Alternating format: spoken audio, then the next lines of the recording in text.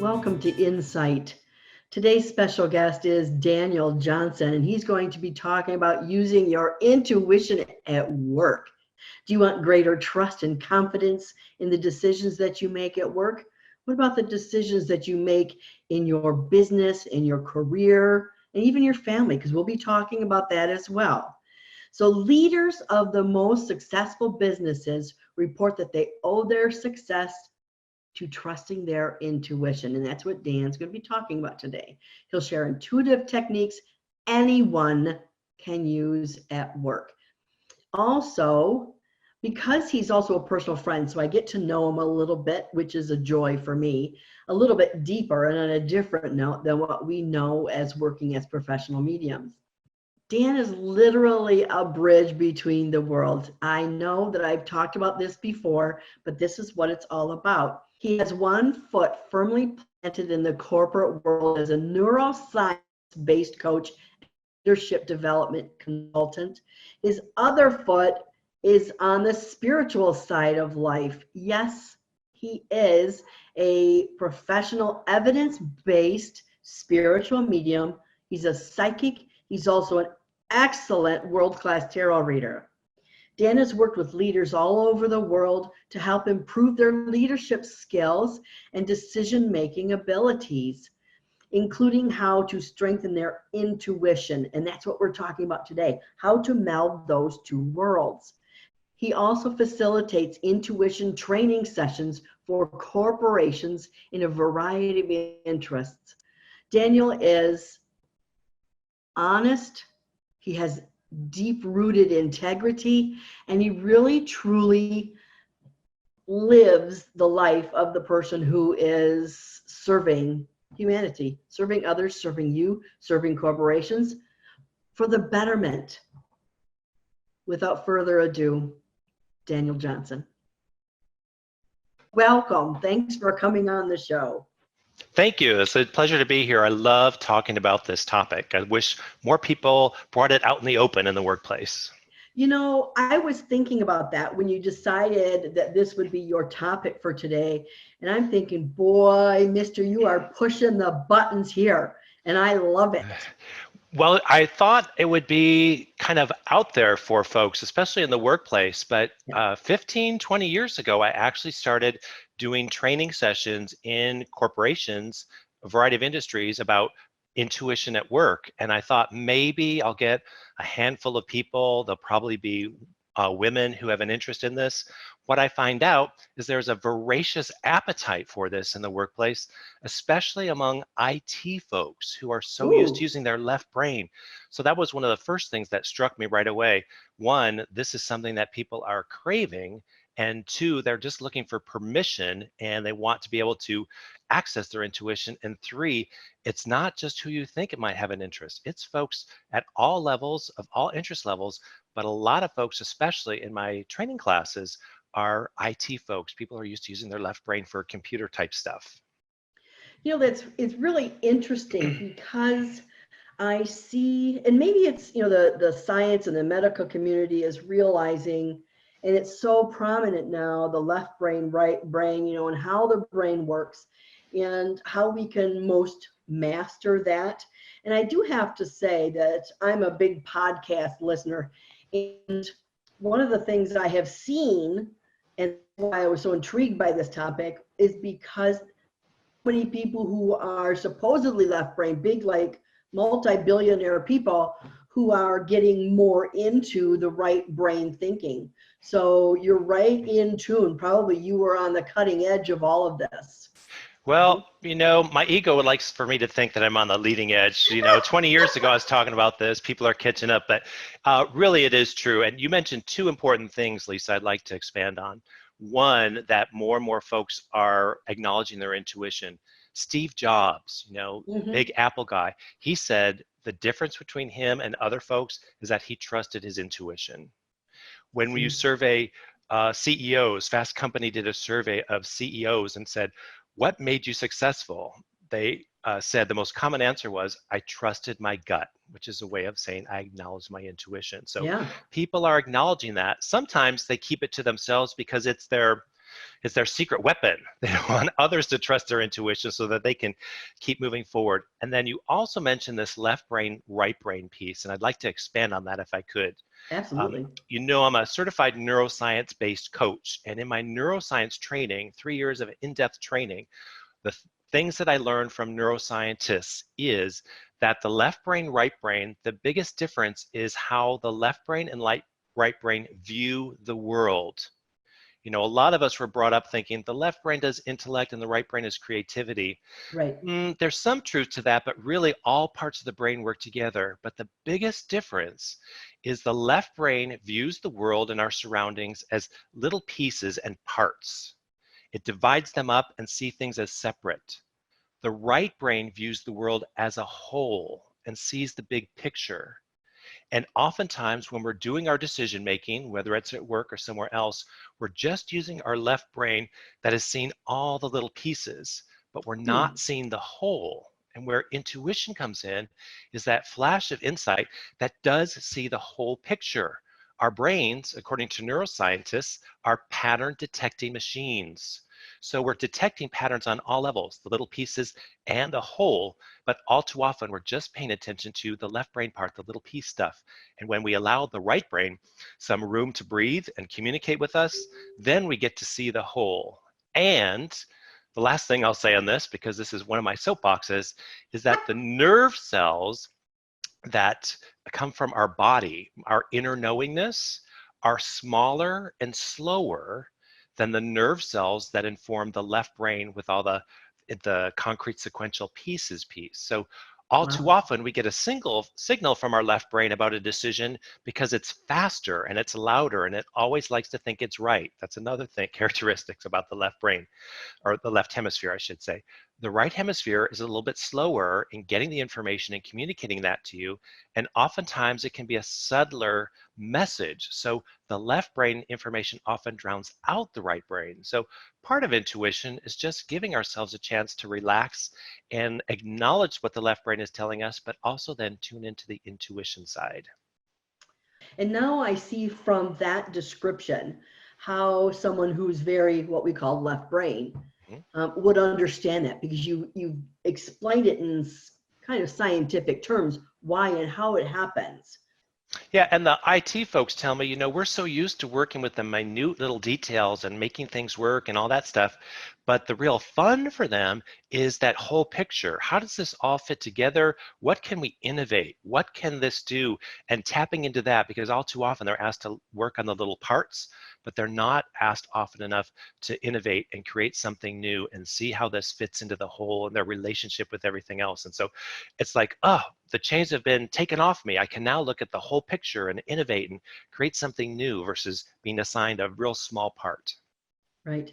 Well, if you don't mind, I'd like to back up a little bit. Sure. So will you please share with us how on earth you got into the mediumship, tarot, intuitive work after being in the the corporate neuroscience, medical. How the heck did that ever happen?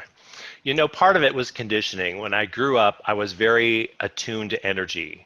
But being a sensitive child or a sensitive male, you know, there was judgment on that. And you know, I did well in school. So I was always praised for and rewarded for doing the intellectual side of things. So I went to school for engineering, wound up with a financial planning degree, and later got a master's. But there was something missing. And when I hit 30 years old, I realized, you know, the thing I'm really drawn to, for starters, is tarot, but I had judgment about that. So I was going through a Gestalt psychology training series, and my supervisor said to me, your assignment for you to pass this Gestalt series, which was another 3-year intensive, is your first assignment is to give me a tarot reading. And I freaked out because I had a lot of judgment about that. Yeah. So really today, you know, I see myself as a bridge between the worlds. I love being in the corporate environment, working with leaders and intellectual geniuses who just need to sharpen their skills on emotional intelligence and being more effective leaders. And I love stepping into the world of spirit and giving messages from spirit and offering psychic readings to folks as well. I like both. And the challenge for me is being able to do both, because if I just do one or just the other, I'm not fully satisfied. I've got to do both. So it was a long journey. Part of it was judgment of my own making. Part of it was embracing it. And then part of it was, just letting the world know this is who I am, because again, our left brain wants to box you as you're a corporate trainer or a corporate consultant, or Right. you're a medium or a psychic. You're both. Our left brain goes crazy thinking about that, where the right brain sees that's very natural. That's using all parts of information and wisdom that's available to us. That's really great. I love that. Thank It you. really is. It's almost like freeing. It is. As a gay man, I came out of the closet once, and then when I came out of the closet a second time for my business and intuition stuff, it's like, there's a pattern here. I hope there aren't any more closet doors to open, because I'm getting tired of holding on that handle. So, you just kind of bust through. Aw. But it is very similar for folks, and I know a lot of folks doing this work keep it under the table or they hide it. But I find a lot of my clients for my mediumship work and my intuition work are folks I meet in corporations and company through my leadership stuff. They go, you're pretty cool. There's something you have that I want. It's that quiet Right. competence. You have that wisdom about you. You have that knowingness. I want to embody that too. And that starts the conversation about intuition. Then say, I'd love to get a reading from you. And that's how it grows. So even the leaders I work with feel they have to keep it under the table somewhat, but they're still using their intuition. So it's that judgment piece, I think, that is doing us a bit of disservice in this whole field. Then how do you help, or how is it integrated? How do you integrate the spirituality with the business? I know you had just said that you help, people do that, but what are some instances where spiritual guidance and your intuition, of course, can help others or even yourself at work or in a business? Well, an easy example most people can relate to is an interview process. Let's say you are in an organization and you're interviewing somebody. They look great on paper. During the interview, they are saying all the right things, but your body feels a sense of dread. You're not excited about this person. There's just something, you can't put a word to it, but there's just something inside of you that's telling you no. That's your intuition speaking to you. That's an easy example. Or you meet someone and you shake their hand and immediately you want to get to know them better. You feel really drawn in. That's your intuition reading their energy saying, ooh, this is a good match or vibrational match for me. There's more here. Let's talk. Maybe there's some synergy. Maybe there's some business we can do together. And then sometimes you shake someone's hand and it makes your skin crawl. You don't know them, but just by shaking their hand, yikes. That again is our intuition and our body wisdom communicating to us. And when we ignore those, that's when we get ourselves into trouble. Intuition also works great at work when we're feeling stuck. It's like, I've done everything I can. I feel like I beat my head against the wall. A lot of my clients say that. I beat my head against the wall and nothing's happening. It's like, let's step back. Let's see the whole picture. That's what your head is telling you to do. But check in with your heart. Your heart's got wisdom. What is your heart saying about this situation? And people freak out, heart? What does that have to do with anything? And so I invite them, to put their hand over their heart and just breathe in and exhale and bring their attention to their heart and just have that awareness. And then what they realize is, I've been working so hard at this job because it pays a lot of money and my parents never had a lot of money. So I thought that's what the goal was. But my heart is saying, I want to be a musician, or I want to be an artist, or I want to do something that feeds my soul, not just puts food on the table. Those are some situations in the workplace where people can relate to, and I've had a similar experience, and that opens the door. And again, no one is forcing you to use your intuition, but again, effective leaders say that's what made all the difference. And I don't have to be in the office calling attention to everyone, putting my hand over my heart. There are many different ways that you can access your intuition at work without calling attention to yourself, which I also hear a lot from folks. I don't want to stand out. I don't want people to think I'm weird. So there are other ways of using your intuition at work too. It's interesting that you say that. Back when I was working in the corporate world, almost a very similar thing than what you just mentioned, where I noticed people were using their intuition, but they weren't doing it intentionally. For instance, I knew when I needed to write my letter of resignation. And I held it with me for months until the timing was right. Of course, I was in this business at that time, but not full time. But in that, I saw a lot of corporate people using their intuition, but they didn't call it that. Again, it's their gut, Yes. a little gut intuition or whatever. But then to focus on that and to intentionally use that that could be groundbreaking for them. You're right. Between the corporate guy and then the musician, that's a huge variance there, It's to honor. Go ahead. Go ahead. It's disown parts of ourselves. And a couple things you said to me really, signal some important things. One, folks in the workplace will say, I trusted my gut. Well, neuroscientists show us that our gut has over 100 million neurons. It has more neurons than our spinal cord. So it's getting information and communicating to the brain.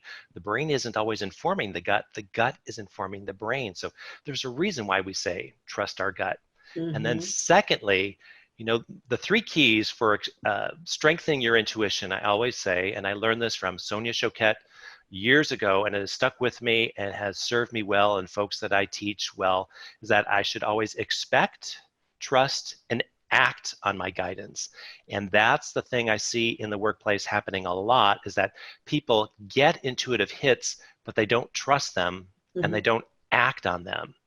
And then they call me as their coach and wonder why things aren't working or how they can do better. And so that's not the only reason, obviously, but always expect your intuition to come through for you. Always act on it and trust it. And that can be a quantum leap for folks. So just start in baby steps, but expect, trust, and act, I think, are really important keys with intuition. So can you give us an example of intuition at work, or even some of the falsehoods or the myths that people believe that you're encountering in your work? Sure.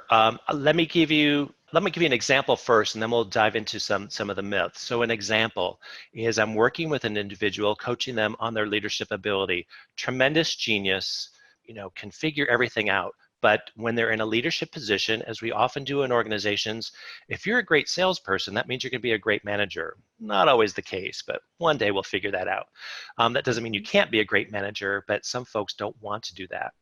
But I was working with someone who is an intellectual genius. This was, again, in the IT field. Actually, IT and healthcare, both has happened. And the person I was working with said, Dan, this was early morning coaching call, said, on the way to work, all I noticed were antennas on cars, built-in antennas on cars, antenna on top of building, antenna on, cell phone tower antenna. I said, I don't understand that, but why am I noticing all these antenna? I drive this way every day. So we explored that. I said, well, what are antenna? What do they mean to you? What do they do? And he said, well, I guess they receive signals or send out signals so that people can communicate. And I said, okay, let's hold on to that. Think of communication, listening and speaking as your theme for the next week, and just see what your intuition is telling you. And then, not 6 hours later, I got an email saying, I was in a really sticky situation at work, and my normal method of operation would be to overpower the other person.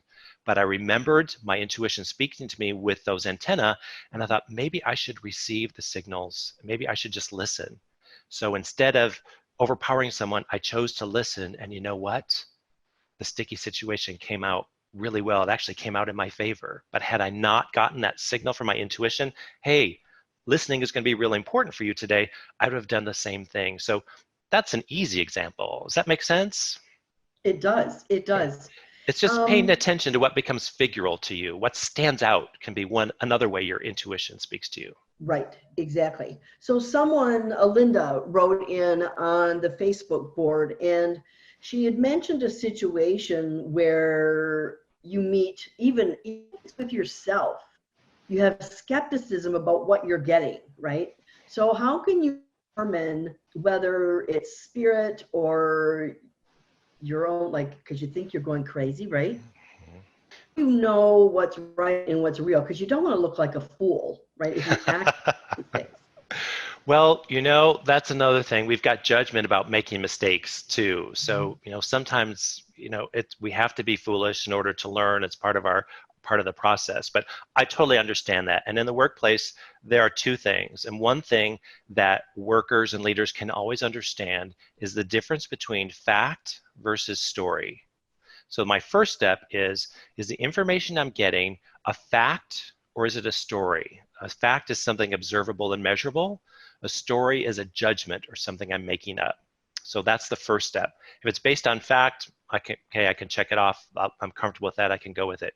If it's a story, it still could be valuable information because it could be your intuition telling you this isn't the right person to work with on this project. So what you can do is find ways to either get more information to inform you on this person or the situation. So for example, if I meet someone and they look right on paper, but my intuition is telling me don't do this, but I don't want to look like a fool. It looks like a golden opportunity.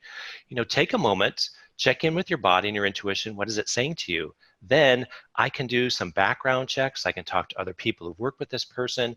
I can get a sense of if there's some intellectual or factual evidence that will help back up that piece. The other thing I will tell you is that the more often you trust your intuition, the more often you can delineate it's my intuition versus my fear of something or my judgment. One example, I worked with a leader who said, every time I talk to my assistant, it drives me crazy because her voice is just like my mother-in-law's, and I can't stand my mother-in-law, so I can't stand her.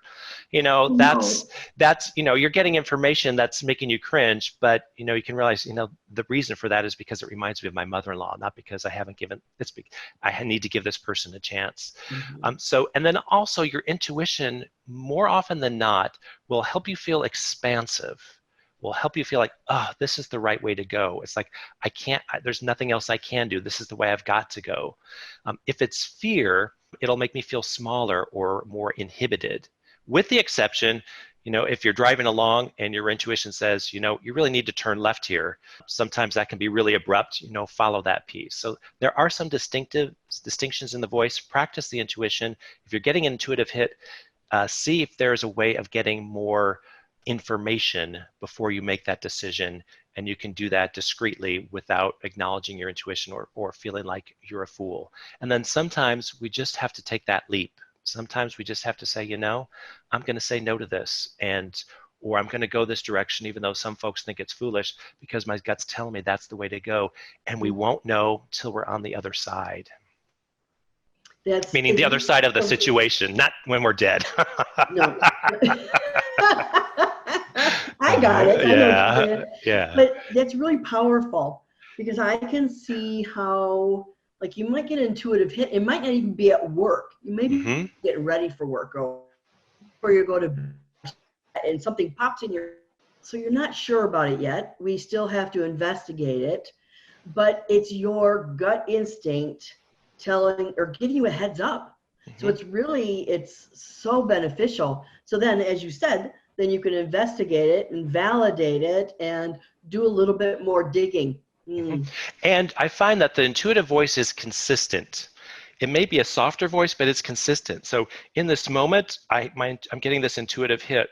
But then if I check in tonight or tomorrow, my intuition's voice is going to be consistent. If there's a lot of inconsistencies, then that's often an indication there's something in me that I need to take a look at. So if I feel intimidated by meeting this person and I get a sense of they're not a good person to work with, but later on my intuition says yes, and then no, and then yes, oftentimes that inconsistency can indicate, maybe I have a discomfort with power or working with folks who are powerful or being comfortable in my own power. So intuition will also be consistent about the same thing throughout a period of time in a similar situation. So that's another way you can check in to see if this is really my intuition or something else. So would they do that through meditation? You can do that through meditation. How would they check in? You can check in through meditation. A lot of my clients say, I get my best intuitive hits while I'm driving or when I'm in the shower, when that mind is at rest or I'm at ease, I'm not thinking. In today's world, we are so distracted. Our cell phones give us a constant distraction that is preventing us from listening and paying attention to that voice of intuition because we're distracted by games and emails and text messages and all these alerts that aren't important, but we make them important. And so we need to have some stillness So when I've got clients who are running at 100 miles an hour all day, they'll say, my only downtime's in the shower or in the bathroom or when I'm driving. And that's when that stuff can come to you. So yes, meditation certainly helps, absolutely. But for folks who find that uncomfortable, just be aware of what pops in your still time. And for some folks, the only time is in the shower or right before they go to bed or right when they wake up from bed. Right. I get it. Washing dishes is a big one for me too. So any kind of exercise, if you will, that's like I don't have to engage my brain in it. It's by rote. Yeah, just like when you're on automatic pilot, that helps tremendously. It's like, yeah, my left brain isn't having to crunch things. I can just do this by automatic pilot, and that frees up the opportunity for an intuitive hit, certainly. So how do people strengthen that? How can they get into that so that they can maybe turn it off and turn it on, or do it at will? Well, I find that your intuitive voice is always speaking to you. So it's up to you whether you choose to listen or not. You can turn it off by ignoring it. You can turn it off by not trusting it. You can turn it off by not acting on it, but that turns it off totally. So you can tune in, you can deliberately tune in periodically through the day. I tell folks in the workplace, periodically tune in once in the morning, once during lunchtime, once later in the afternoon, and just take a moment, lift your eyes from whatever you're doing, look at a space that doesn't have a lot of distraction, a lot of letters or words and stuff. Even the blank wall will be fine. Just breathe and just say, what's my heart saying in this moment? What am I aware of? So that's one way that you can strengthen it. The more often you work with it, that will strengthen it as well. And then practice. Start practicing with little things that don't matter. When you go into the elevator lobby of your office building, just say, I wonder which elevator is going to open next. Which elevator bank is going to open next, and then notice. Or when you're leaving the house, say, I wonder how many times, or I would love to see a blue car with a pull-down top, convertible top on my way to work today. And just notice how your intuition can communicate with you. But start with something that's fun, easy to do, playful, and then gradually work your way up to that piece. And for some of us who were brought up to trust ourselves, it's easy to do. But a lot of us and a lot of people I work with were conditioned to trust the guidance of their parents and teachers over themselves or someone else or a spouse. And so thinking for themselves and trusting themselves is a big step too. So there could be a piece about esteem and power mixed in with this piece about trusting intuition, because we have to feel comfortable in our own skin in order to trust the guidance that we're getting, because the world is designed for you to trust what everyone else is telling you. Advertisers, bosses, organizations, parents, everybody wants to manipulate you to do what they want so they can be happy. So it's a little bit of a breakthrough process for folks. Is that clear, or if I had gone around in circles about how we can strengthen that? There's a lot of stuff involved in that. I think that's great. What I've noticed is that because we are taught to be analytical, right, figure things out all the time, when giving someone the permission to play in the intuition, it's very foreign, right? Because we want things to be exactly how we want things to be. It's predictable, yes. Exactly, right? So, and we don't want to be wrong. But if we play with this, if we play with what elevator is coming first, or am I going to see a balloon today, or whatever it is, But if it's play, then, you shouldn't care if you're right or wrong. It gives you a freedom, right, to keep going and to keep playing. Yeah, the stakes are low, the consequences are low, and that gradually can build confidence. But the thing is, as you're playing, as you're getting intuitive hits, the thing is to trust it and act on it. That's the piece I hear from so many people. I'm getting intuitive hits, but I'm not acting on them, or I'm too afraid. You've got to even start acting on, you could even ask yourself, which elevator should I get on today? Not necessarily the one that's going to open first, but which one should I get on today? And just notice, who did you meet on that elevator today? What conversations did you have? How did that impact the way you arrived at a meeting? Things of that nature. So a lot of different ways to play with this, low stakes, but then acting on it is really key too. And it's also fun. Quite honestly, it's really fun. And it's almost like this, I don't want to say this secret game, but it's like this secret weapon that you have that no one else has to know about, but it can be really fun and rewarding. And I'll tell you, spirit and our intuition find ingenious ways of communicating to us. And you just sit there and marvel, like, how in the world did the universe orchestrate all of this to get me to where I am today? Like, who knew? Mm-hmm. Spirit did. Yes. The universe did. And our expanded self, the part of us that is always, that never dies, knows too. And staying connected to that can really, really benefit us. Mm-hmm. I love that. So I love can that. we talk about some myths that people have about intuition? Would that be cool? Yes, I All love right. it. So again, I've been working with folks in intuition for 25, 30 years actually. And these are some of the common misconceptions, but also maybe some truths we may not be aware of when it comes to intuition. And that one of the myths is that accurate intuitive hits will bring me instant success. And that is a myth. Our intuition can certainly give us an idea that will bring us success quickly, but oftentimes it's taking us to that next step, and that next step leading us to where we want to go. The world, the universe, the expanded part of ourselves, the eternal part of ourselves knows what we want and what we want to experience. And our intuitive guidance is guiding us in that direction. And sometimes we jump over the river, sometimes we have to swim across the river, but we're taking it step by step. So it's not always instant success, but it will lead us to where we want to go. And then another myth, and I hear this all the time in the workplace, and I'm sure you do too, Lisa, we all do, is that human beings think with their minds or with their brains, with what's up in here. And actually, neuroscientists say our body is also our brain. Our vagus nerve that connects our gut and our heart is informing the brain. The brain is informing the vagus nerve. So it's getting information from our gut, from our lungs, from our heart. The Heart Math Institute has identified how our heart's got some wisdom here, even our skin. So we don't just think up here. We've got our whole body as part of that process. And when you get an intuitive hit, it can come to you as a feeling in your body. You, Lisa, all the time say how we're clairsentient beings, we're feeling beings. So just notice, how do you feel? How does your body feel when you think about this decision or this option? Does your body feel open and expansive, or does it feel closed off? How's your breathing? Are you breathing comfortably and fully, or are you starting to have shortness of breath? These are all ways our intuition can be communicating with us. I think that's really important. You're right, and I do say that because we're clear. We're all clear. Every one of us is clairsentient. Whether you recognize that or not, that is your God-given gift, being a mammal.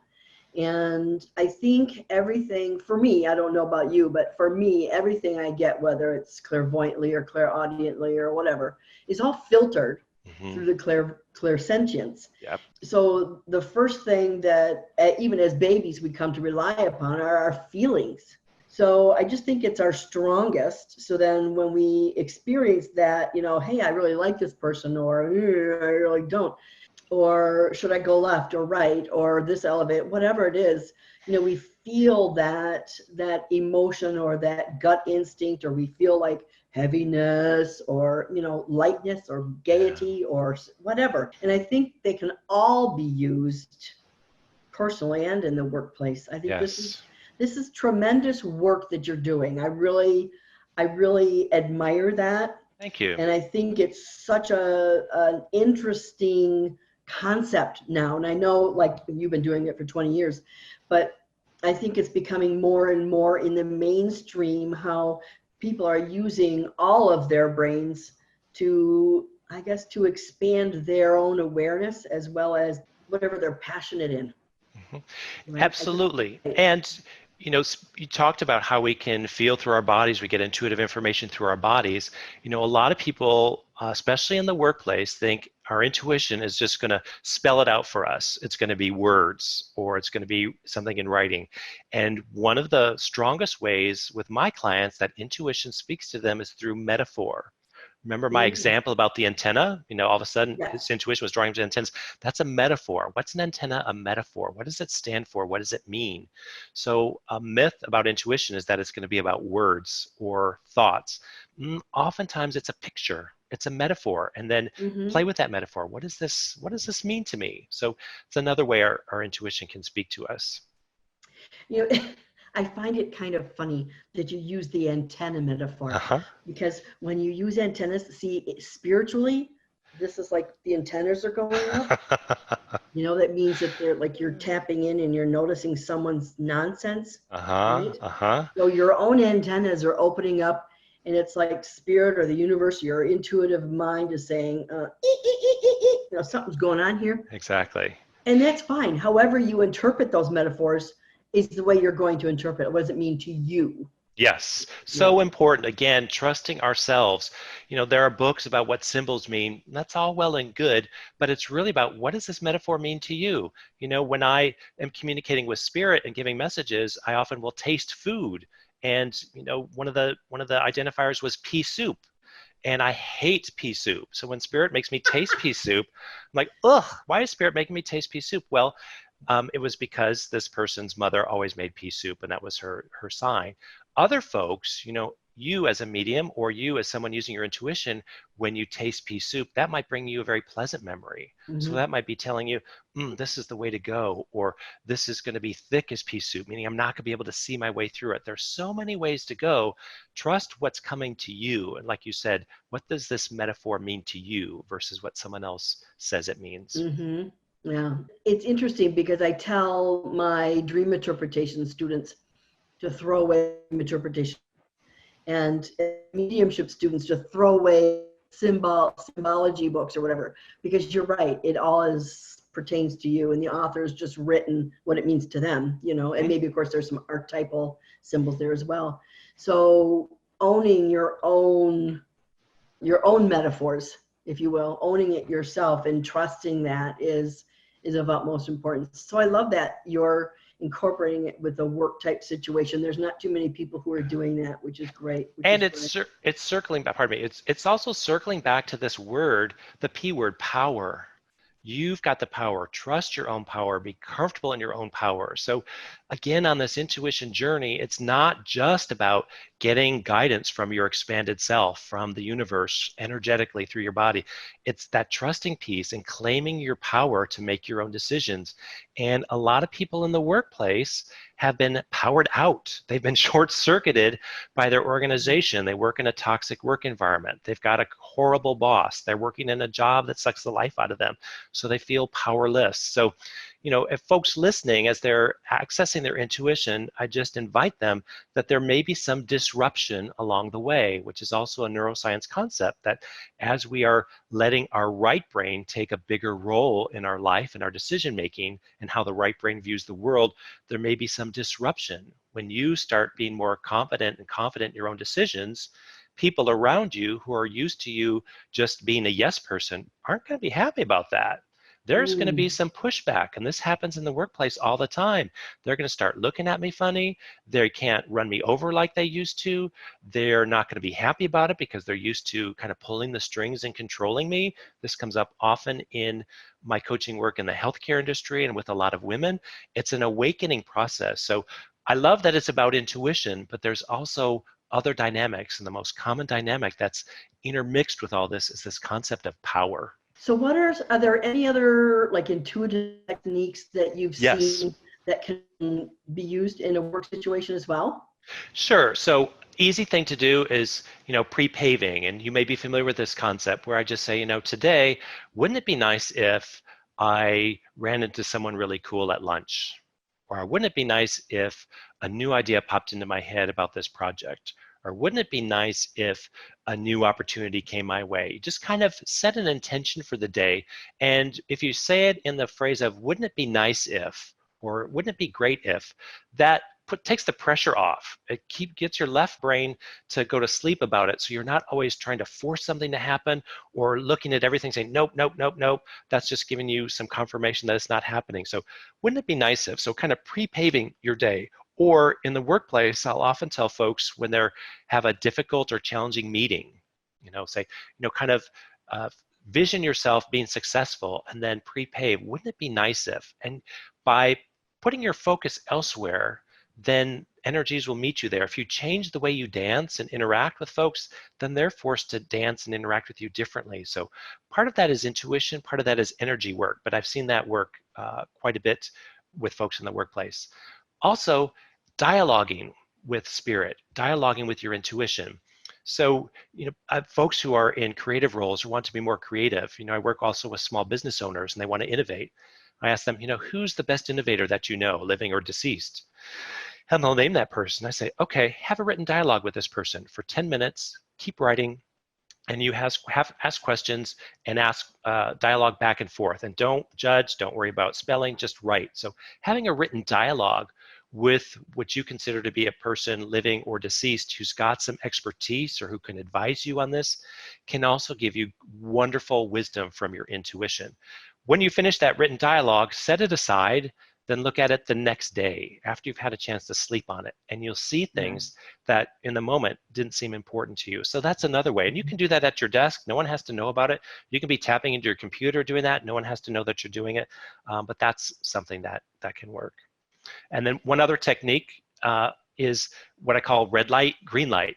If you're thinking about a decision or you've got an opportunity, just take a moment and see, what do you notice in your head? Imagine a stoplight. Are you getting a red light? Is this a no-go?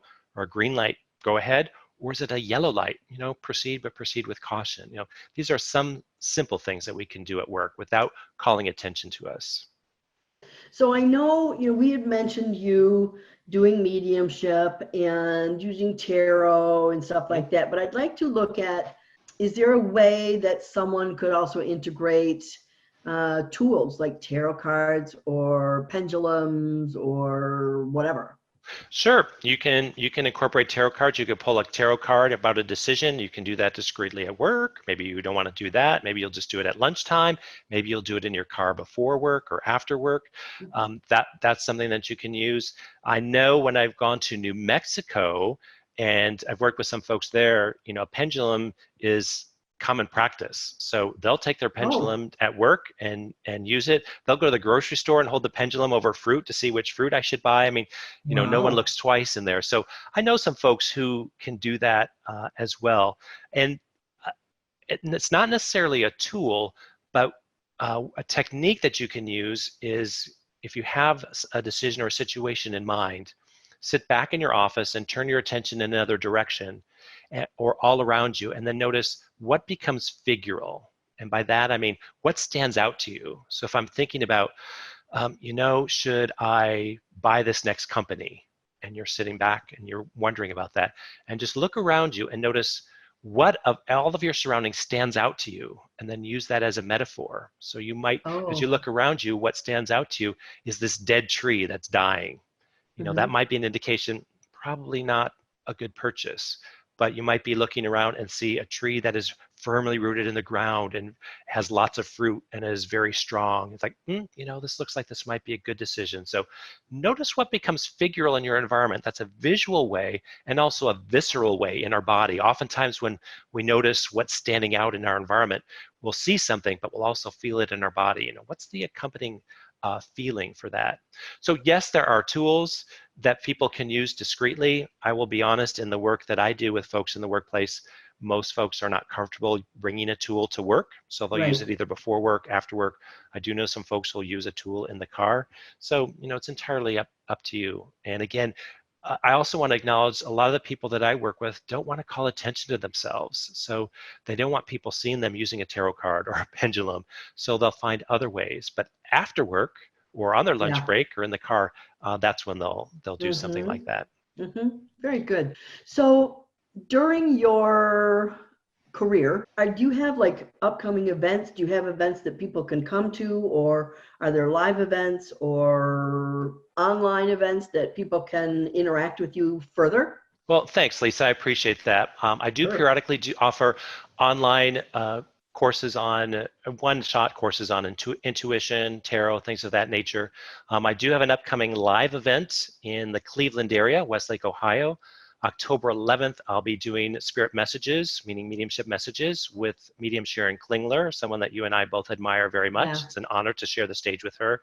And October 12th, I'll be doing a all-day psychic development workshop. We call it Psychic Mastery, Tools to Access Your Psychic Strength. So that's an all-day workshop on October 12th. Folks who are interested in that can follow me on Facebook, Daniel the Medium, or they can go to danielthemedium.com for information about those and how to register. And then folks who are interested in coaching or working with me in a business environment, whether it's training or consulting, my website for that is called Performance Mastery. So even though I acknowledge the left and right hemispheres of the brain, I haven't found a way to put it all under one website. I do know that different websites attract different audiences, so Absolutely. I do have a little bit of a split brain there, but I find that it's easier to organize information too. So performancemastery.com and danielthemedium.com is the place to go. That's great. You know, I looked at my calendar. I was hoping to make it to Cleveland, but I'm booked to speak at an event that weekend. So unfortunately, I won't be able to come and heckle you both.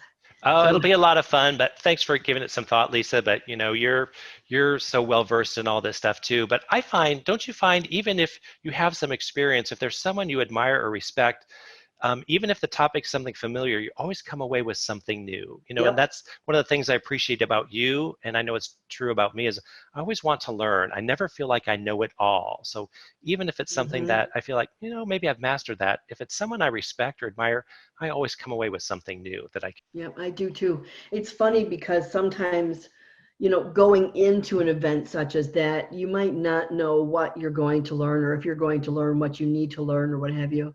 But sometimes it's who you're going to see there. Yes. Who you're going to interact with there. And like you said, you never know what you're going to come away with. But there's always something. There's a reason why you're there.